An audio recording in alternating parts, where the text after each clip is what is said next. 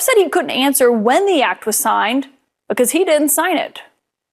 I don't know when it was signed because I didn't sign it. Other people handled it. But Marco Rubio's done a great job, and he wanted him out, and we go along with that. Moments later, Trump again deferred to Secretary of State Marco Rubio when he was asked if he could deport people using that same policy right now. I would say that I'd have the Secretary of State handle it because I'm not really involved in that. But the concept of getting bad people, murderers, rapists, drug dealers, these are really some bad people out of our country. Donald Trump knows that every time he speaks to reporters, he is either going to say something stupid, screw himself over, or potentially put himself in legal jeopardy. And somehow, someway, Donald Trump was able to accomplish all three of those things when he spoke to a press gaggle outside of the White House and was caught in a lie so bad, potentially putting him in legal jeopardy that he just had to run away from those reporters. And we are going to get into all of that. But before we do, if I could quickly ask you to leave a like on this video, and if you haven't already, and you enjoy our channel, to hit that subscribe button. It goes a long way, and it really does mean a lot to me. Now, of course, this lie was about Donald Trump's invocation of the Alien Enemies Act of 1798, something that he is now claiming he didn't do, and putting the blame on the rest of his administration. This could put so many people in legal jeopardy. It is the reason Donald Trump was afraid after he got caught in that lie. And for more context, before we get into the clip of Trump just having to run away, I want to go to Caitlin Collins, who gave a great report on why this could put Trump in such legal jeopardy. The President of the United States is in New Jersey for the weekend, but he didn't leave Washington today without triggering a potential legal headache for his administration. The president declaring that he's not really involved in what right now is shaping up to be one of the biggest legal battles of his first 2 months in office. The day started with a deeply frustrated federal judge in Washington insisting that the Trump administration answer for what he calls a, quote, awfully frightening use of the 1798 wartime statute known as the Alien Enemies Act. It's what we've been talking about all week. The judge seems skeptical about its use, but also the timing of how and when this policy was invoked. Specifically, the judge wants to know who made the call to let the flights carrying alleged Venezuelan gang members going to El Salvador keep going, despite his order asking them to turn around. Judge James Boasberg vowed, and I'm quoting him now, "I will get to the bottom of whether they violated my order, who ordered this, and what the consequences will be." He's gotten few answers in the nearly 1 week since those first two flights took off from Texas last Saturday. About an hour after that, the judge verbally ordered any planes carrying people being deported under the Alien Enemies Act to turn around. Then he issued the order in writing before any of those planes touched down at their destination, calling for a pause on the entire process. But those planes didn't turn around, and they did eventually land in El Salvador. So as he sought answers today, the judge wanted to know why this proclamation was essentially signed in the dark on Friday night, early Saturday morning. When a reporter posed that very question to the president, Trump said he couldn't answer when the act was signed because he didn't sign it. I don't know when it was signed because I didn't sign it. Other people handled it. But Marco Rubio's done a great job, and he wanted him out, and we go along with that. Moments later, Trump again deferred to Secretary of State Marco Rubio when he was asked if he could deport people using that same policy right now. I would say that I'd have the Secretary of State handle it because I'm not really involved in that. But the concept of getting bad people, murderers, rapists, drug dealers, these are really some bad people out of our country. I ran on that. I won on that. However, when it comes to this issue of signature or no signature, if you look at the proclamation invoking this wartime power over the weekend, it's on the White House's website. It is listed as a presidential action, and it reads, by the President of the United States of America. But even further than that, when you look at the version that is filed in the National Register, it bears President Trump's recognizable signature right there at the bottom. Now, given all of this, at 8:46 p.m. tonight, just a few minutes before we came on air here, the White House put out this statement. I'm going to read it to you in full. It says President Trump was obviously referring to the original Alien Enemies Act that was signed back in 1798. The recent executive order was personally signed by President Trump invoking the Alien Enemies Act that designated Tren de Aragua as a foreign terrorist organization in order to apprehend and deport these heinous criminals. So they say Trump was very obviously referring to the original Alien Enemies Act that was signed back in 1798, even though that is not what the reporter asked him. Just let's listen to what the president himself said one more time. I don't know when it was signed because I didn't sign it. Other people handled it. But Marco Rubio's done a great job, and he wanted him out, and we go along with that.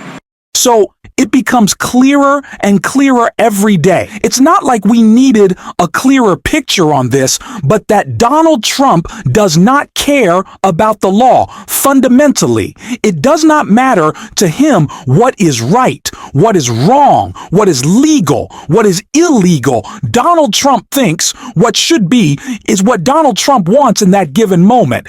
And it is also part of his plan to put as much power as possible in the Oval Office for him and Elon Musk to use. That's why they're using what would be maybe considered a more positive issue for Donald Trump on immigration to launch this full-fledged attack on the judiciary. It's why he invoked the Alien Enemies Act of 1798, because he thought he could get away with it. But that's not actually true. As Caitlin Collins reported, it is clear that Donald Trump is a little shaky on his legal standing here, and that's why when he was pressed about it, he just had to run away. It doesn't sound like this judge, who the DOJ is arguing with today about the deportation flights.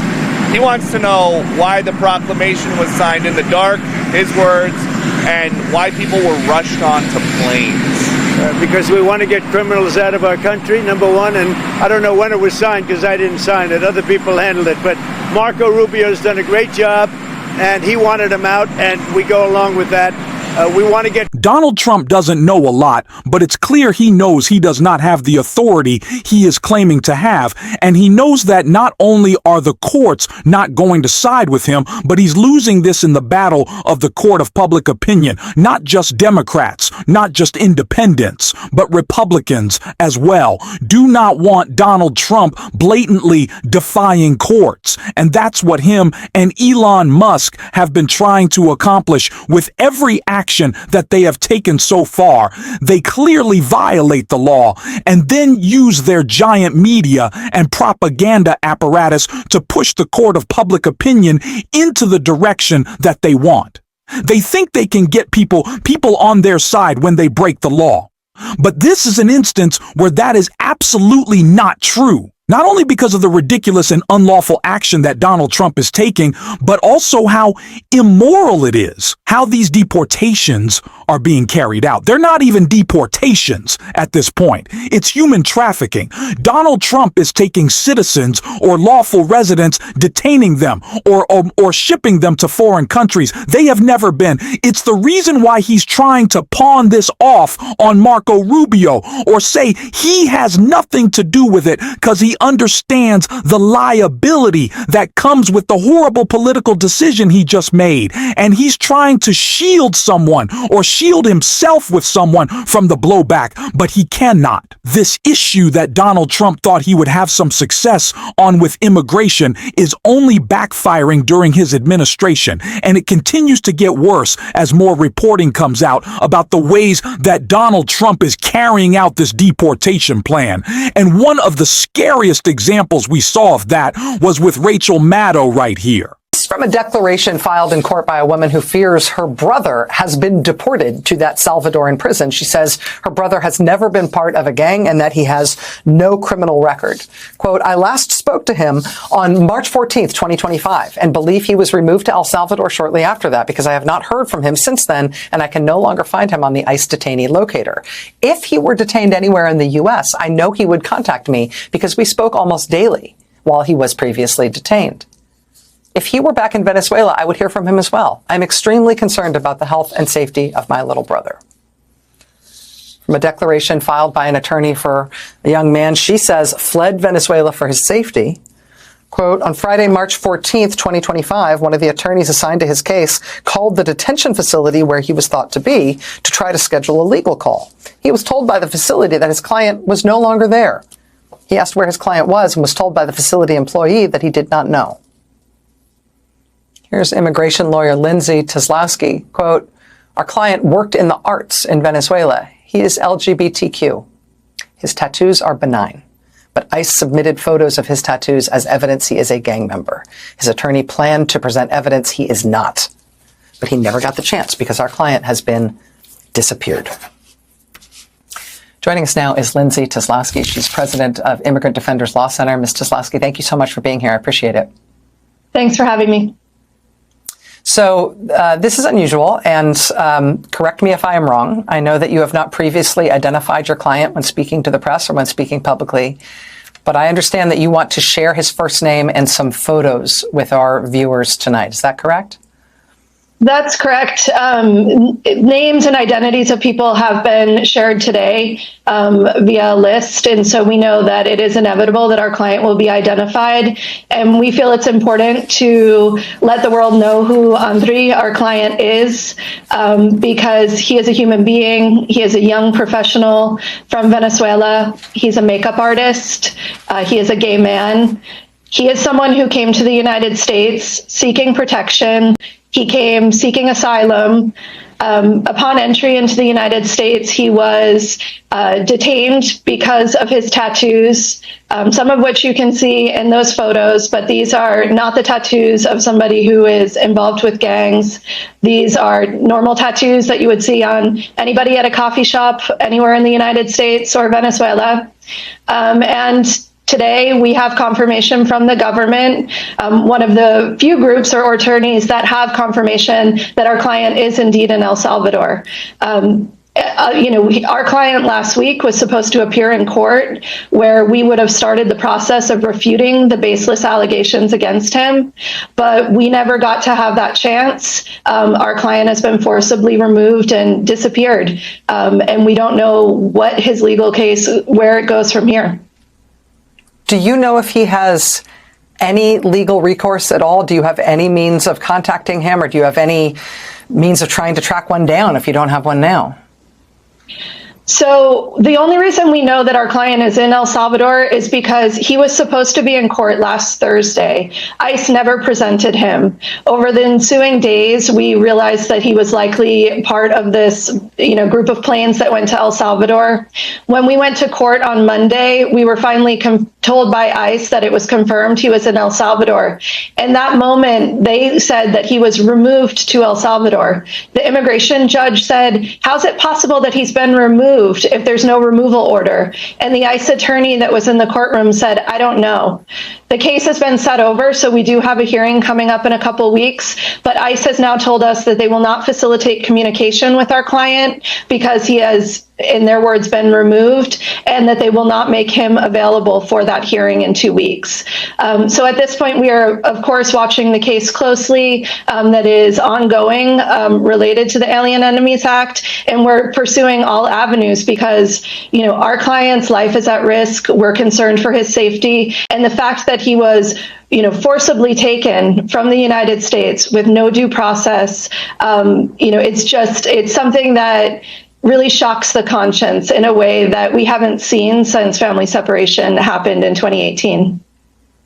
Yeah, the blunt and unsupported assertion that all of these people must have been terrible gang members, and then the photos of your client there, I think speak many thousands of words. Lindsay Teslowski, president of the Immigrant Defenders Law Center, representing this young man. Thank you for your time. I know that this is a developing story. I hope it is a legally developing story, and I hope you'll keep us apprised. Thanks for being with us. Like I said, Donald Trump does not know a lot, but it's clear that at least someone in his administration knows what a huge political mistake they are making right now, and of course, a legal and moral one as well.